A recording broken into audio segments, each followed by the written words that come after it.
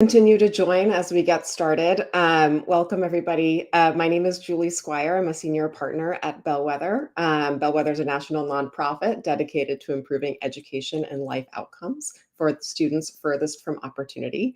And I am delighted to be having this conversation today with two of my very good friends, Amy Anderson and Justin Dent. Amy is the executive director of ReSchool Colorado, which works with families and communities to increase access to out-of-school learning opportunities in Colorado. And Justin is the executive director of outschool.org, which partners with states to implement ESAs and microgrants, also to increase access to learning opportunities. To preview how we're going to spend the next hour together, we're going to do a very quick recap of the current landscape of direct-to-family funding.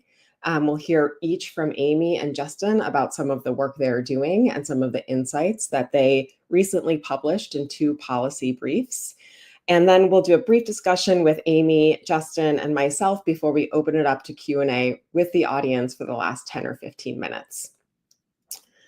So with that, I would love to provide a really quick overview of the current landscape of direct-to-family funding and some of the national trends that have emerged over the past few years. So as many of you in the audience may know and may be bringing you to this conversation, we have seen a significant uptick in policies and programs across the country that provide funding directly to families to help them access learning opportunities beyond the traditional school system. ESAs, or education savings accounts, sometimes education scholarship accounts or education freedom accounts, are programs that parents can enroll their child in instead of in a public school. When they enroll in an ESA program, the state establishes a publicly funded account that parents can use on their child's behalf for a variety of educational purposes.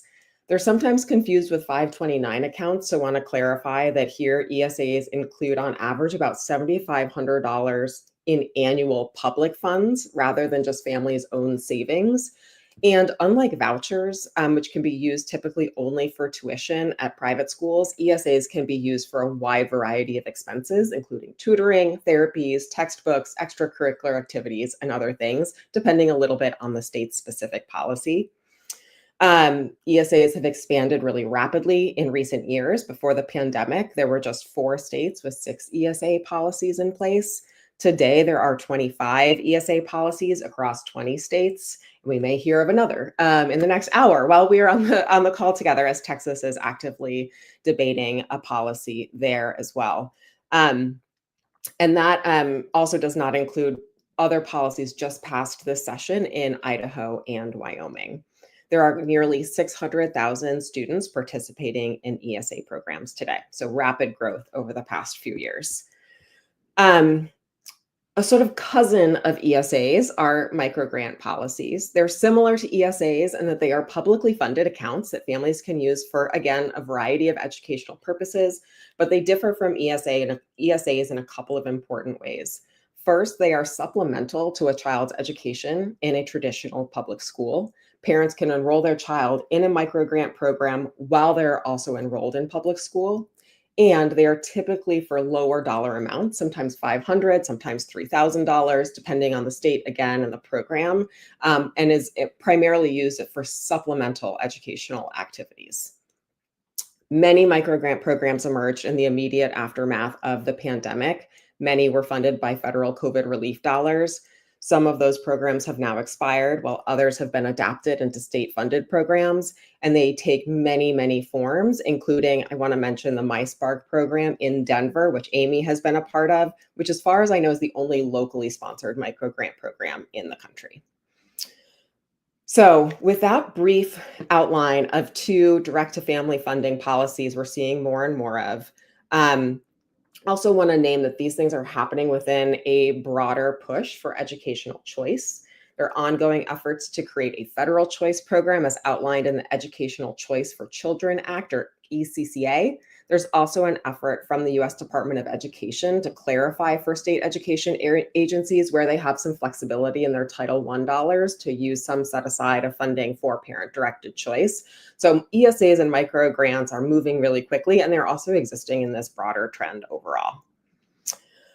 So with all of that context, this feels like a really timely conversation with two experts who have been in the weeds of much of this work and have many, many hard-won lessons to share about what it takes to take these programs and to reach families and have a positive impact on students' learning. Amy, starting with you, could you share with us a little bit of the origin stories of microgrant programs that you've been involved with, including some of the philanthropically funded efforts that you pioneered in Colorado and some of the lessons that you've learned from them? Yeah, great. Thank you so much, Julie. It's great to be here with you and Justin, and thanks to everyone in the audience. I see some of my friends that are out there, longtime friends, so it's great to be here with you.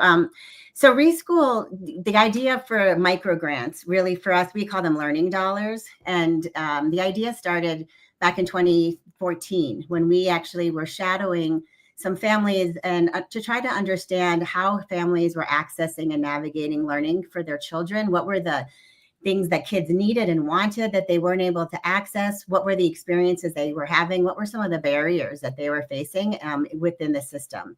And there were a couple of big ahas that came from that process. One of them was, as we shadowed kids, they were spent way more of their time outside of school and outside of formal settings than they were inside of them. And so we've learned since then, it's about 80% of the time you spend outside of school as compared to 20% inside of school.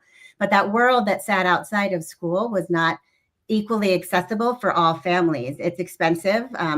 Signing up for summer camps, tutoring, all of those kinds of experiences cost money for the most part. And people didn't always have access to the resources they needed to access the opportunities they wanted for their children. And so the idea for learning dollars came through that process, which was we raised philanthropically funded dollars. At that time, we funded about 10 families where each family got a $250 debit card per child that they could use to resource their children's summer learning. And it proved to be a very big, impactful experience for all the families involved. And what was really most interesting about it for us was that it was the first time that a lot of families had the opportunity to exercise a choice that they wanted to make and had funding that they could use in ways that mattered to them and their kids, as compared to waiting for the system to kind of provide for you what you hoped you could get, if that makes sense. And so we continued to run learning dollar funds. And then we had other resources that we created alongside those funds, like learner advocates. Some people might refer to that as navigators, promotoras, people who can support families to access and navigate opportunities. It goes hand in hand with the learning dollars. And Justin and I can share more about what we've learned in that context. And then, we anchor these learning dollar funds in places and spaces where families already exist. And so our first fund and the place where we shadowed families was in partnership with the Housing Authority in Boulder. And we worked with residents in that community to create our first learning dollar funds, which they continued to resource for years since. And then what we did next was anchor our advocates and our learning dollar fund within where people worked. It was an employee benefit for 5 years at 2 local hospitals, where families could have access to learner advocates, and low and mid-wage families could also have access to these micro grants or learning dollars to supplement their children's school-based learning with out-of-school experiences. And it unlocked lots of opportunities for kids in many important ways.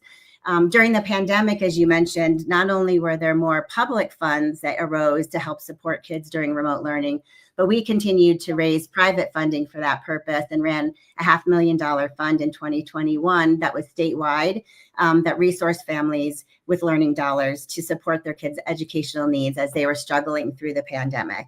And the interesting thing that led to is these private funds actually led to the creation of a ballot initiative that we ran in 2021 that would have, had it passed, it narrowly missed, it would have provided about just under $140 million statewide each year for kids to have access to learning accounts to supplement their learning needs beyond school.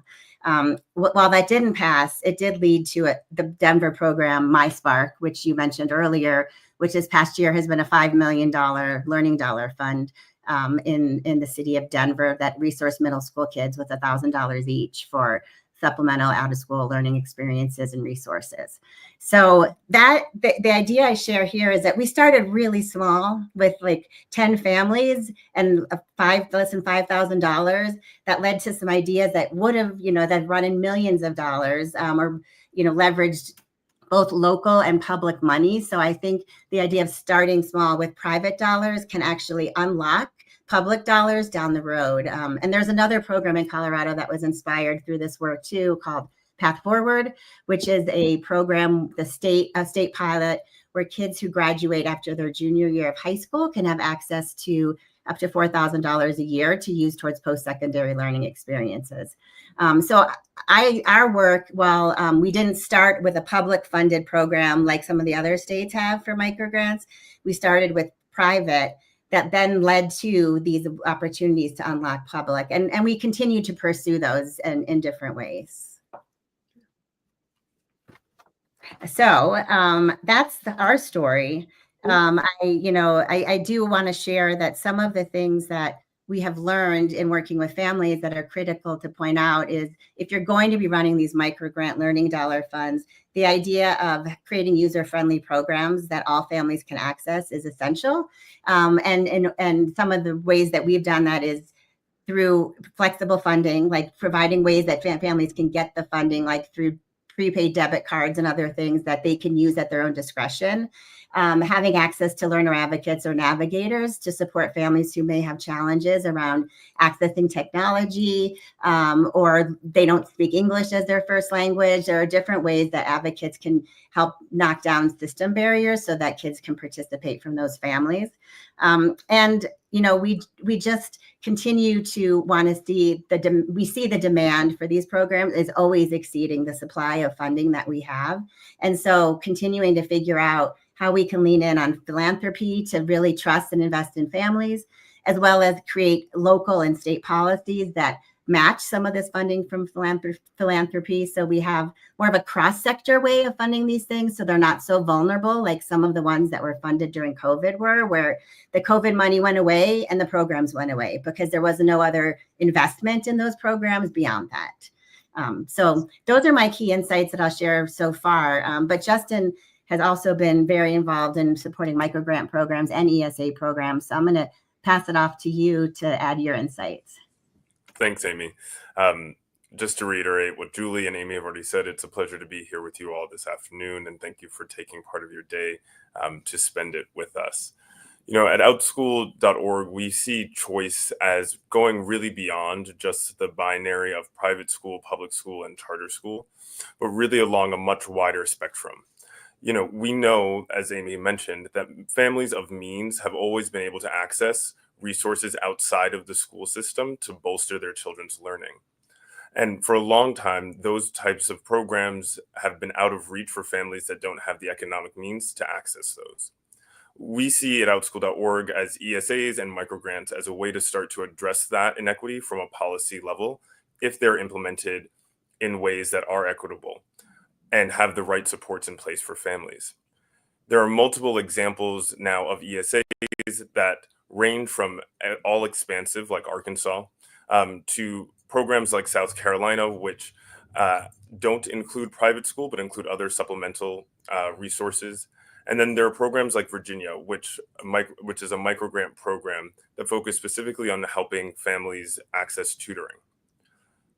Through our work at outschool.org, we've been able to support a number of these instances and seen both how states can often design policies for equity and include equity considerations in the policy itself, but how that is not necessarily sufficient in terms of ensuring that those who are the furthest from opportunity have an effective and positive experience of the program.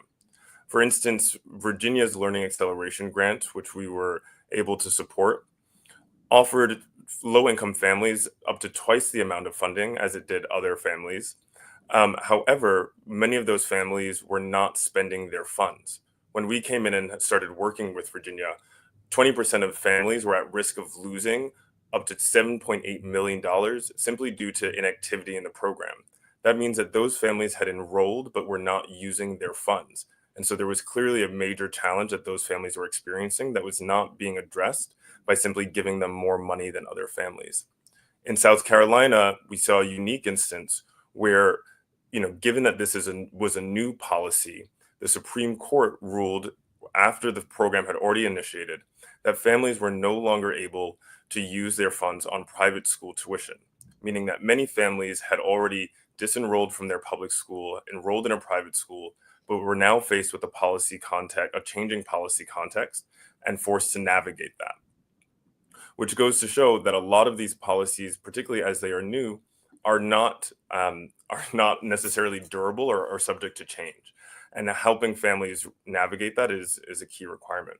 And in Arkansas, where we're just beginning to start our work, the Arkansas program started with low-income families and families in DNF schools. However, as the program begins to expand, we're seeing more and more indications that the families from DNF schools are going to be less likely to enroll than their peers in other income brackets. And so how do we at outschool.org aim to address these, and how have we worked with the states so far? Is we've really turned towards navigation and helping families side by side work through these programs and work through school choice. That has gone to provide supports as wide as websites and online tooling that is more perhaps efficient or effective than a lot of the PDFs or Excel documents that are often the resources that families are directed to, all the way up to one-on-one coaching and support for the families who are the most in need who need help. As Amy mentioned, a lot of families that we work with and a lot of families that have the most to benefit from these programs haven't necessarily been in a position in their past to really think about, how do I want to exercise agency over my child's education, and how do I want to use funds to do that? And particularly when we're looking at using these funds in a policy context that has rules and regulations, how can we support families who may not have ever experienced a program like this, have a happy and healthy experience with it, and also avoid the fear that often comes with navigating a government program? And we've seen that this kind of navigation and this kind of support works towards the equity goals that a lot of these programs have at their foundation. Through our navigation work in Virginia, we were able to double the spending rate for low-income families, which led to $4 million that would have otherwise gone unused or gone lost to actually be put towards academic advancement for children. And perhaps most importantly for us, we were also able to show that we designed around families and were able to meet and cater to the needs of the families that we served by monitoring things like our Net Promoter Score, and really just ensuring that we were taking a user-focused and family-focused approach to the services that we were developing. In South Carolina, despite the bumpy start because of policy, with our support and through the support of the South Carolina Department of Education, we were able to see that 73% of families persisted and still continued in the program, and 64% leveraged one-on-one coaching, which just really speaks to the vast demand that there is for additional support in these programs. And in Arkansas, although we're just starting, we're casting a wide net, and we hope to serve over 20,000 families with broad access to navigation and 2,000 families with one-on-one coaching. And so our takeaways from this work to date have been very similar to what Amy mentioned in terms of outreach. How and where we communicate to families is a critical component of whether families think that these types of policies are for them, which is a key requirement in the way of really leveraging the full potential of these programs and reaching those who are often the furthest from opportunity. But if we're not being intentional about our outreach and how and where we communicate to these families, a lot of families who would benefit from these won't even know that these opportunities exist, or will be under an impression that it's simply not for them. Secondly, infrastructure is a key component of these programs. To date, there's a lot of focus on accountability and ensuring that the appropriate use of government funds and taxpayer dollars is there, right? And we understand that that's important. However, that is not sufficient in the way of an infrastructure that really goes towards supporting families. And so we believe that services such as navigation and family engagement aren't just nice to haves, they're need to haves if we want to truly design for equitable education programs. And very similar to what Amy said, usability, right? We're dealing with families who come from a wide range of languages, backgrounds, technical abilities. And so we can't simply assume that just because we put it out, that all families will be able to access it in a way that is actually going to meet their needs. And so we really push and really prioritize making sure that what we put into the world and what we give families is as usable as possible, so that they can ultimately get their children the education that they deserve. Awesome.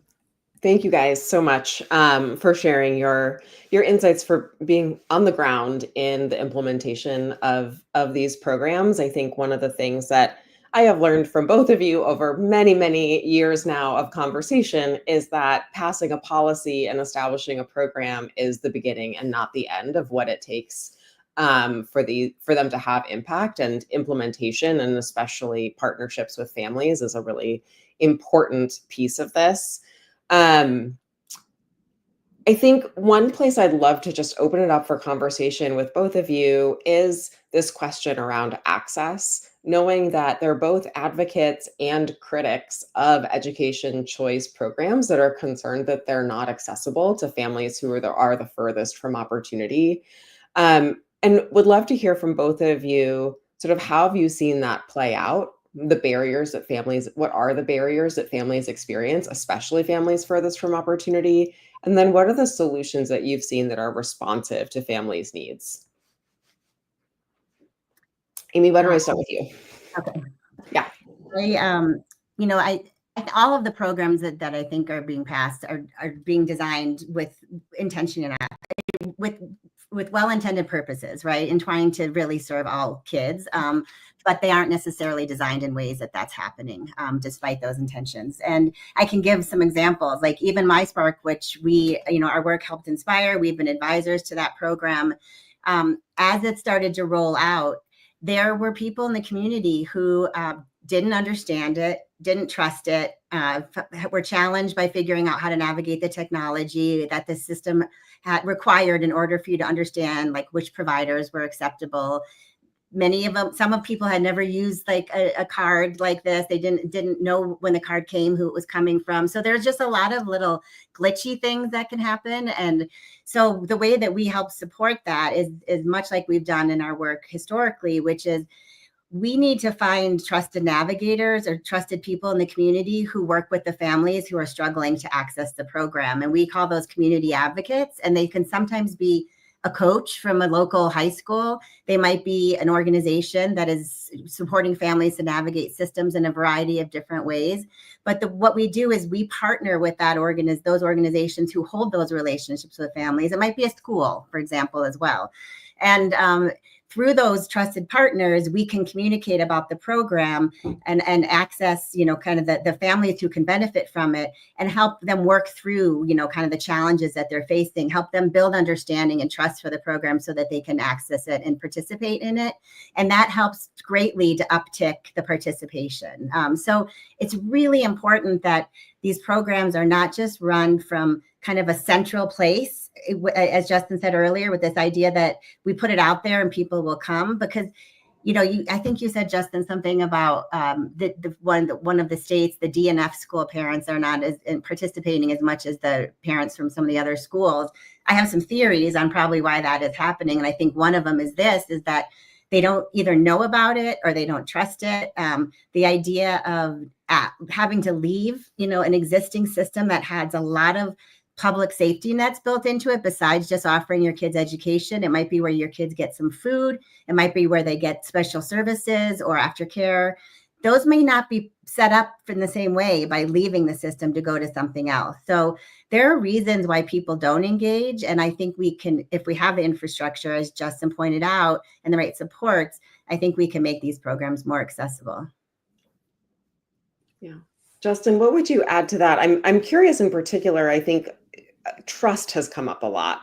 And I think in some of the conversations we've had over time, this question, I think maybe especially with micro grants, of families almost not even believing that the government is going to give them some amount of money to spend on these services. Can you speak a little bit to how you at outschool.org have used communications with families, email and otherwise, to try to build those trusting relationships? Yeah, absolutely. I think you're right that there are families who, even once they enroll, don't necessarily believe that this can be true. And you think about it in Virginia, which was an incredible example, a family of three, right, or a family who has three children, all of a sudden had $9,000 that they could use on tutoring, right? That almost does seem too good to be true. And, you know, and then you add the fact that a lot of the way that the programs are designed talk about compliance, right? What you can and cannot spend on. And so I think that it creates a notion of risk, right? That there's risk involved in participating in these programs. And I think what we hear a lot is, I don't want to do something wrong. Both for, I don't want to do something wrong against the policy itself because it might get me into trouble and I don't know what that trouble is. But also, I don't know that I necessarily know what my child wants or needs enough because I haven't been in a position before to be able to access that.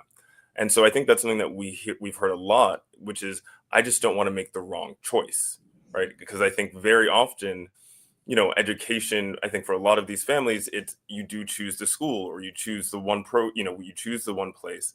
And so there's a higher risk associated with some of these decisions. And I think that we have seen that through kind of continuous communication and through continuous coaching, that we can reduce the kind of the risk level that a lot of families associate with, and simply say, it's okay if you choose the wrong tutor, right? You can choose another one, right? Or it's okay if you choose the wrong curriculum, you can choose another one. And that's just how the education marketplace or any marketplace works, right? Where you have agency to make choices and to consistently iterate. But I think that what we're seeing is, we are also kind of, as much as it's trust, it's also changing behavior, right? And changing perspective around what is possible with education, and to which a family can continuously iterate on and improve on their resources, their education decisions. Awesome. Following on from that, there are many states right now that are either about to start operationalizing new ESA or microgrant programs, or who are maybe in a phase where they've got it up and running. So it's there, but it's maybe not firing yet on all cylinders. When you think about advice you would give to a state agency that's standing up a new microgrant program or a new ESA program, about how they can make sure that families are able to participate, what advice would you have? I think, and I'm sure Amy will agree, because I think we often say similar things about this. I think, bring families to the table, right? Don't develop it in a vacuum. And I think very often we see that policies and regulations are developed in a vacuum without a lot of family input. And I think that that's where a lot of mistakes are made. And I think that there are opportunities from the beginning of designing these programs to really just center family voice and to get feedback as you're building and developing your rules, as you're building your tools that you're going to support families with, to solicit parent input, because that will ultimately tell you what the customer of the program wants and needs in order for this to be effective. Amy, anything you would add to that?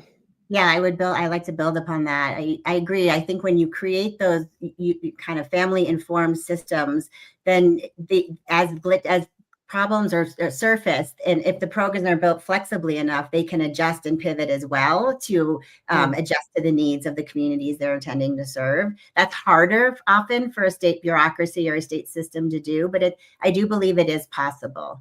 I think another important thing to note is there are most of the programs that I've seen, especially the microgrant programs, have been designed in such ways that they're for activities that people do. You can use it to pay for a class or a camp or a tuition for a season of a sports program or whatever it might be.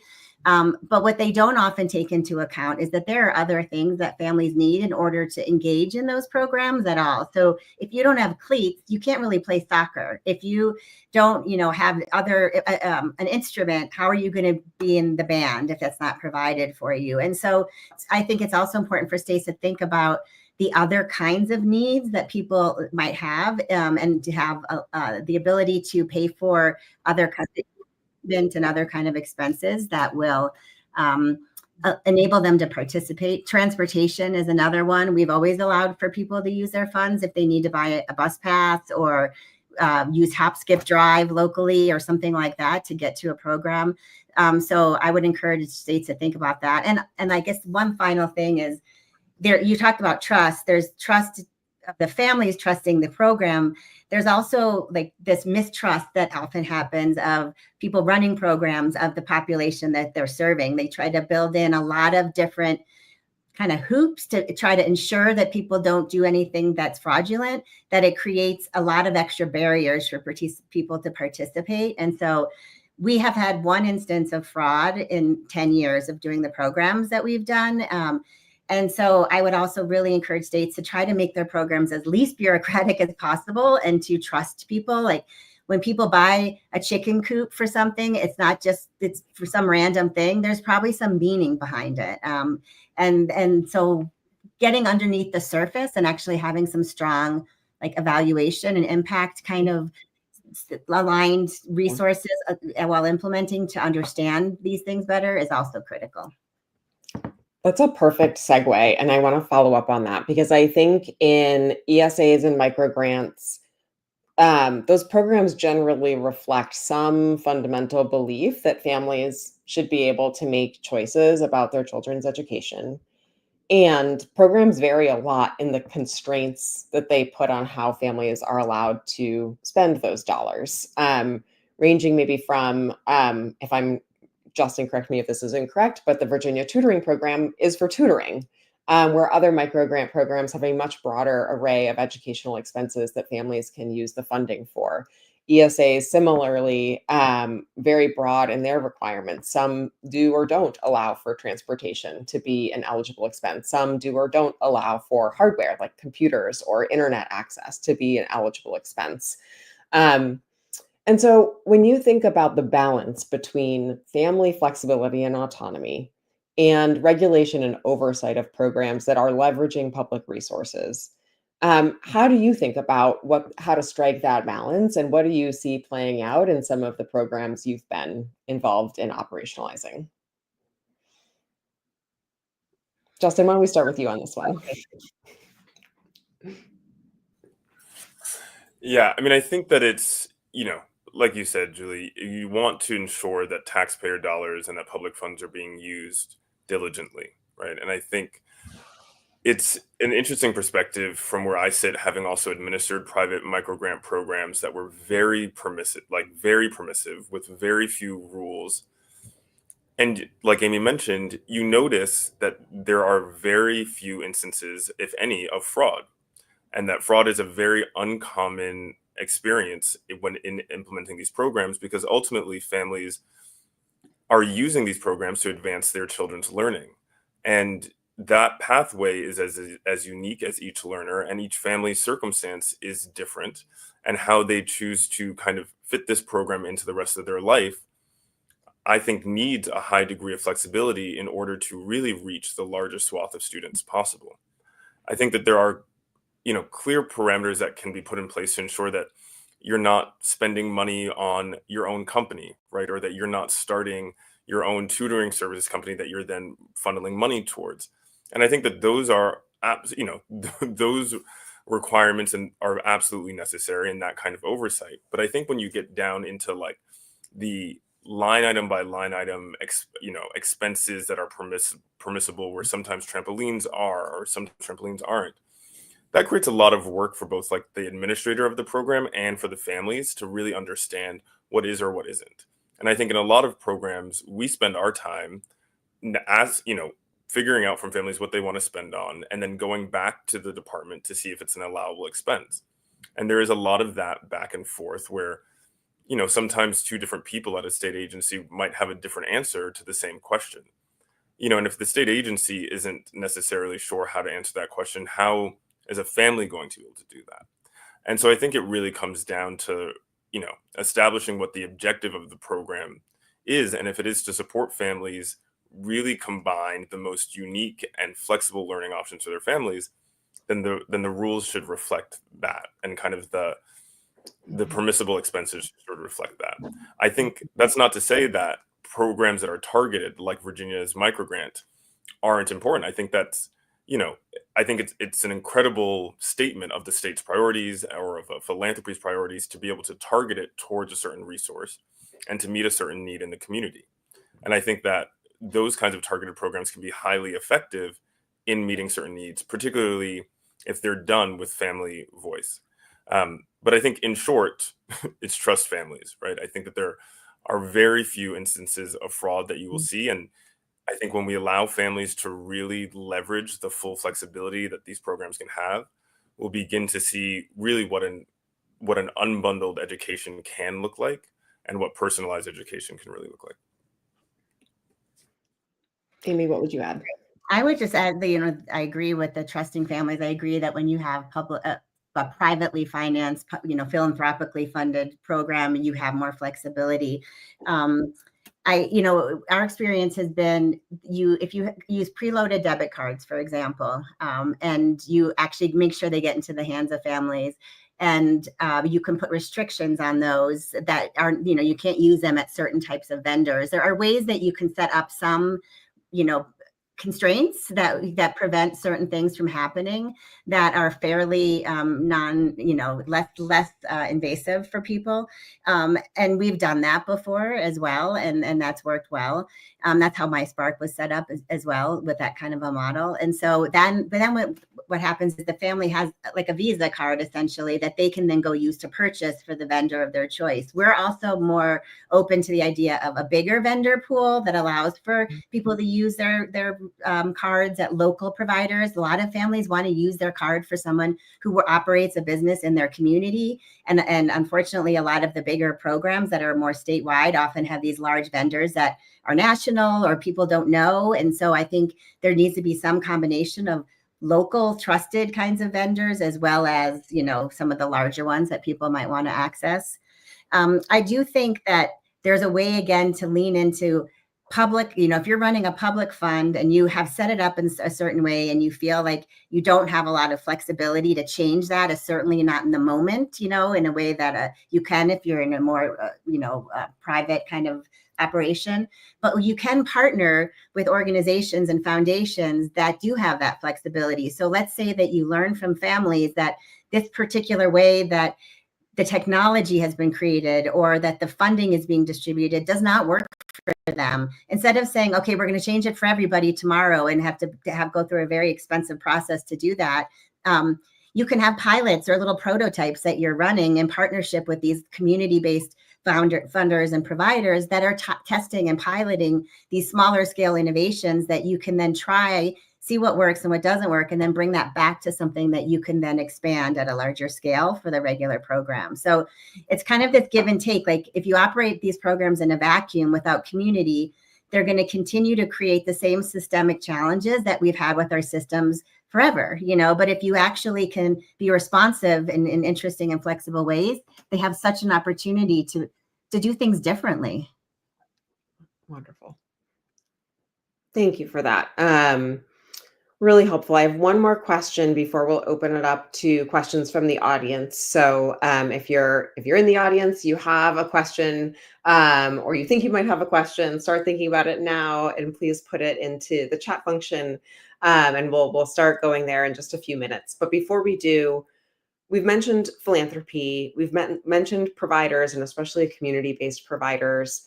Could you each speak a little bit to the role that you see of public schools, nonprofits, philanthropy as well, the role they need to play in sort of making these programs effective and sustainable?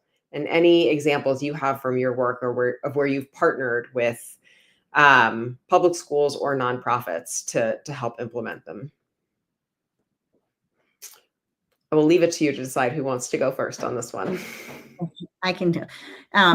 I can speak again. Like I think it's different for ESAs than it is for microgrants, and so like there's a different challenge and kind of politics, I think, around the public, how schools are involved in the ESA programs. But for microgrant programs, we partnered with schools.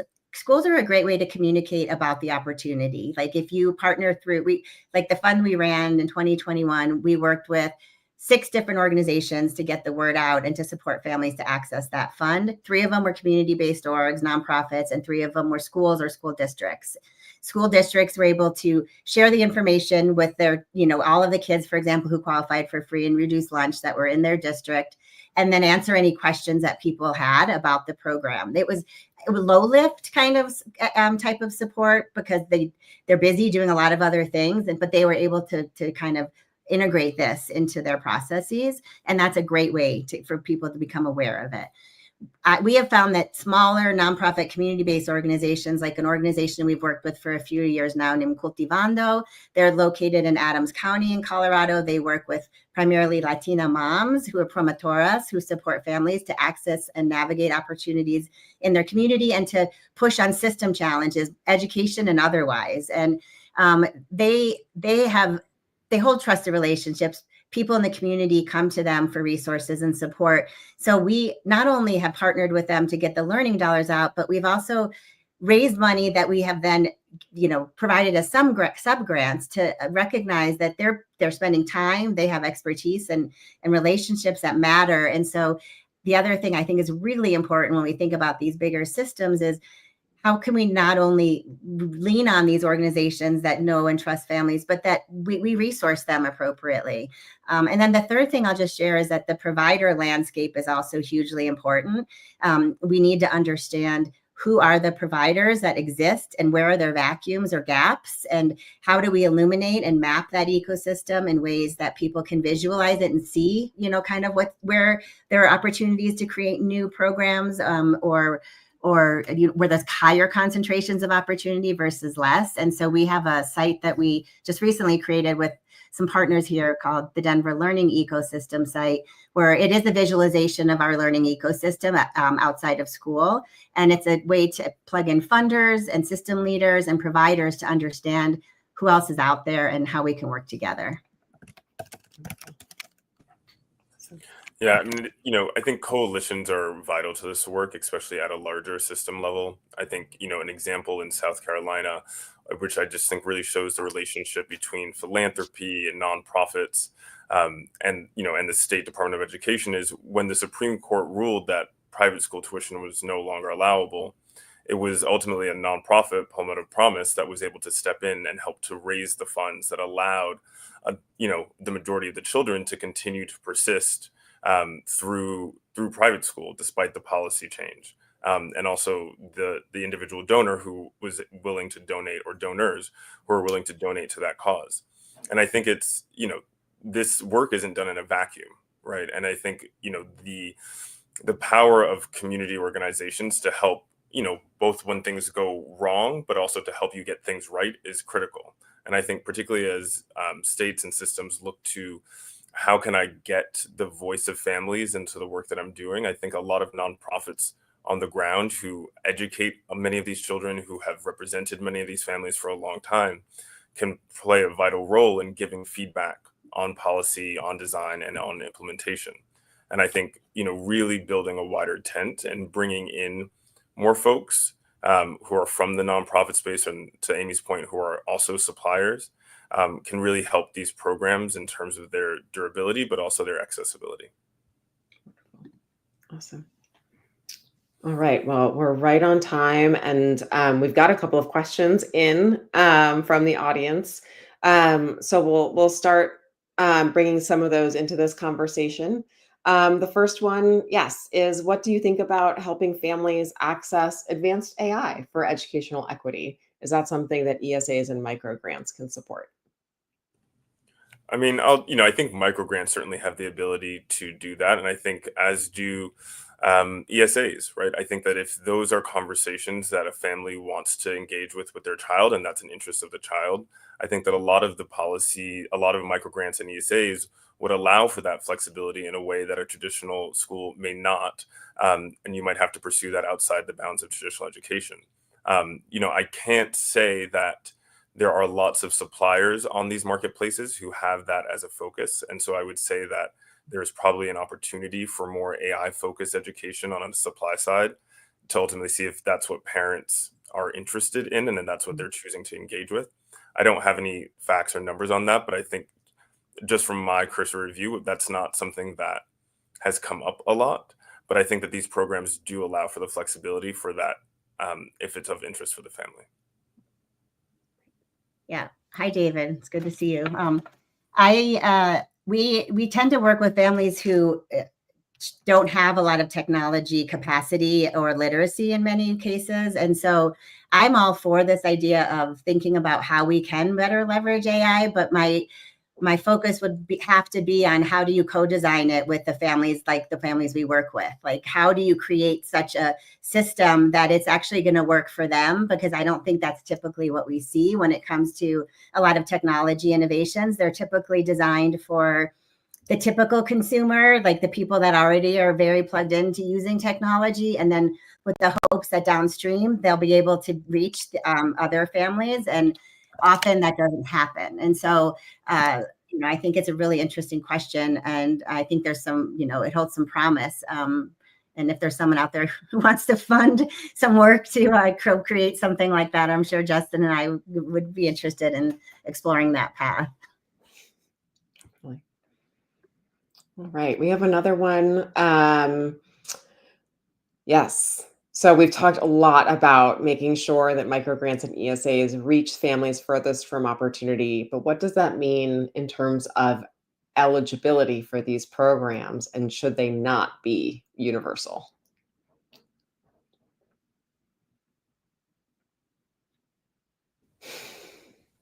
I'd like to believe that if the programs were co-designed with families furthest from opportunity in such a way that and held these partnerships that we've been talking about and this commitment to serving people where they're at, that it would be okay if they were universal, because people could engage in them in a more equitable way. Unfortunately, that's not the case right now. And so the way that we're seeing these universal programs roll out is much like most programs roll out, is that those who have more access and opportunity are accessing them first, or taking up the resources, and those who don't have the same access aren't. So, yeah, I don't know. I didn't really, and hi, Mickey, to you too. Good to see you. No, I mean, it's a really good question, and I don't think there's a simple answer to it, but I think, I have been encouraged that a lot of states have really started with those from furthest from opportunity first in terms of how they roll out the program, and have focused on prioritizing those families even when it does go to a more universal system. And I think that if you're going to go universal, ensuring that there is sufficient space in your program to meet the demand from those communities is really important. And I think makes me more comfortable, right, if you are allowing for that and including that prioritization in your policy for it to be universal. And I think that every family deserves the chance to have this degree of flexibility in their schooling approach. Nor do I think it should be something that we say is exclusively reserved for those furthest from opportunities, right? I mean, education has always been a community affair, right? We don't reserve public schools for those who are low income. And so I think in a similar way, I don't think we necessarily need to create non-universal systems, or that universal systems are somehow antagonistic to the idea of equity. Awesome. I think that's really helpful. And I think we'll just add, I think there's a third option for policy design that we've seen in some ESA programs, which is that everybody is eligible, but there's priority given to families from below a particular income. And I think that's an interesting variation on a theme. And I know there are lots of arguments back and forth about universal access, including both to the question that we got, how do you target a program to serve those who are furthest from opportunity? And also, how do you build a program that a lot of different providers are going to want to participate in? And part of that is through scale. And so creating that balance between universal access that draws like a really rich set of providers into the program to meet students' needs, while also finding ways to meet students and to ensure that there is equitable access. Julie, can I tackle like two of those questions stay on the side, both Robin's and Mickey's other question that she had? Because I think they kind of go hand in hand. So I only have anecdotal stories, Mickey, that I can share at this point, because we haven't longitudinally worked with the same group of kids long enough to be able to like do a significant impact, research and analysis. We've done them, for each different fund or for, some of the time we worked at the hospitals. But anecdotally, it's unlocked things like kids being able to get selected into in high schools, like of the performing arts, that they otherwise wouldn't have been able to access had they not had access to out of school programming that prepped them for it, or being able to go to a college when they hadn't even had conversations with a counselor prior to working with their learner advocate in ways that they hadn't filled out the FAFSA. So there's small things that have led to bigger opportunities over time. But what we're starting right now is a new project that I'm really excited about. So several years ago, we created a framework for learning that was a competency-based framework. It's integrated into a game that we have called Revolve. But the idea is that if kids went through a system like a ReSchool system where you had access to learning that happens everywhere, you are accessing a variety of providers in the ecosystem. And through that process, you're gaining skills, knowledge, and competencies that matter academically for you and in your educational journey, but also for your life journey in terms of who your network is, the people that will support you along the way, and what kind of skills and habits you gain through these experiences. So we are now starting a process where we're going to be working with some families and some youth and kind of documenting the out of school experiences they're having, the providers they're accessing, and what skills, competencies, and habits they're gaining from those, so that we can start to build more of an evidence base along the lines of what you're suggesting, Mickey. And Robin, the reason this goes hand in hand with your question is because we, instead of I think about my own two children that I raised. Like, I wasn't looking for evidence-based strategies when I picked an out-of-school provider. I was looking for providers who offered something that was an experience that my children were interested in, that I'd been recommended to me. If my children participated and they had an engaging experience and they learned something of importance and it built upon what they knew, and they were able to go deeper or in a broader way, then that mattered. And that was how we built their educational journey. And much as would be the same for the families that I would hope benefit from these programs, is that they're accessing providers, and what are the skills and competencies and knowledge and important things that their children are gaining, and how do we start to hold that in a way that the student can then tell that story over time in ways that matter to them as they're trying to get into college or pursue careers or whatever it might be. And so that's where I think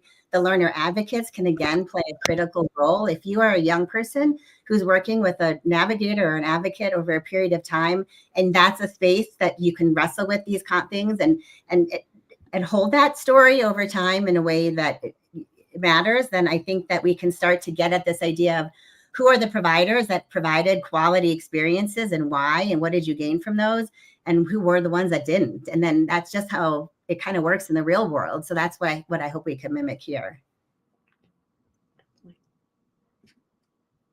Justin, anything you would add to that? Otherwise, we'll move on to our last question.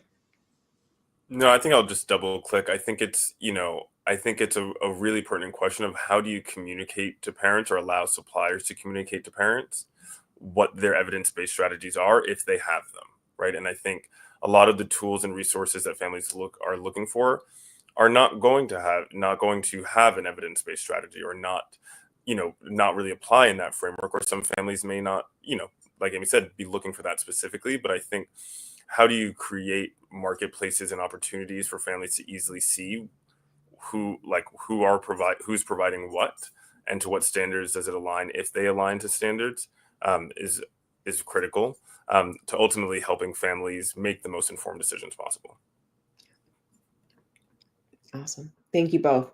Well, I will take moderator's prerogative in asking a final question that's on my mind that we have also chatted about over our various conversations together. And it's related to scale. There's so many new programs being enacted and getting up and running.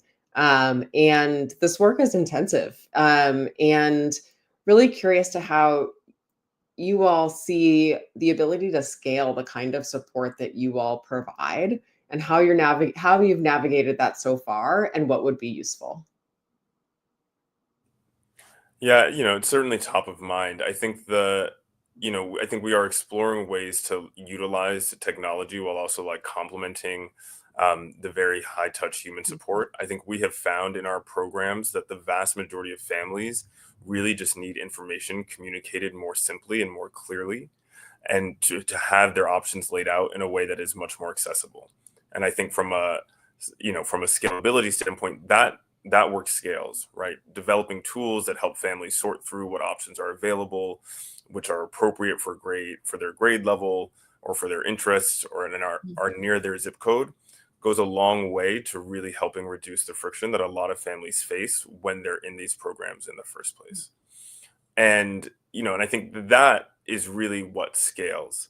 And I think the human support, I think we have to see, right? I don't know that we have the answer to that question yet, because I think a lot of it depends on just how big these programs are. And I think the more effective we are at helping states and helping individuals develop programs that are more accessible to families, will need less intensive one-on-one coaching, but that will always be core to what we do. But I think that we've seen that fewer families engage with that, and it's a higher touch service than engage with the rest of the navigation services that we provide. So I think that there is a way to access scale in terms of providing that kind of infrastructural support. Yeah, and I'll just add to it that different people engage with these programs in different ways. And so in our experience, we've seen it's somewhere along the lines of about 20 to 25% of families can jump right in. They know what they want for their kids. They can use the technology, and they can move forward on their own. There's a middle ground of people who might need a little more information or support. They want to take their time. They're not going to be the ones who spend their money like right off the bat. They're going to stretch it out, make important decisions and not rush into that. That group of people needs a little more support. And so systems need to be developed in ways that maybe that's a phone call center or something like, it doesn't have to be as hands-on, but there's some support for those families. And then there's like the 5 to 10% of people in the community that face the most barriers to access a lot of the kinds of challenges that we've talked about here. That's where you need to really lean into communities. So in terms of thinking about scale, it's what are the things that you can build in that are like right away accessible for 20 to 25% of the people? What are the things that are like low touch kind of supports that you can do probably more centrally? And then how do you lean in and do things more locally? It's just a way to think about structuring it in a way that's maybe different than people are thinking about it right now. Wonderful. Great.